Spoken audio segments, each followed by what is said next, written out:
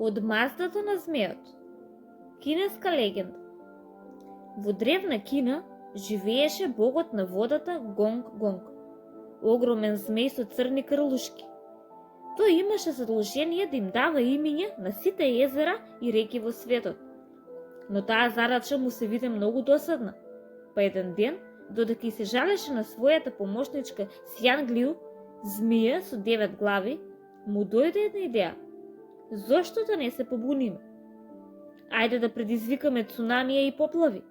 Толку многу ќе се забавуваме. Двајцата го превртеа светот наопаку, но тогаш Џуронг, богот на огнот, слезе од облаците на својот тигар и извика: "Престанете!"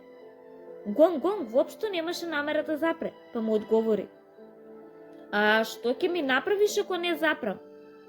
"Ова," му одврти Џуронг и ја преседеш Сјанглу надвор со својот мреч.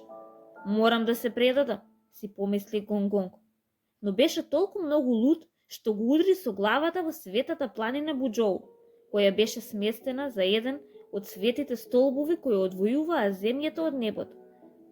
Карпи и камења почнаа да се тркалаат надолу како некој водопад. Гонг-Гонг претер. Затоа избега и се скри.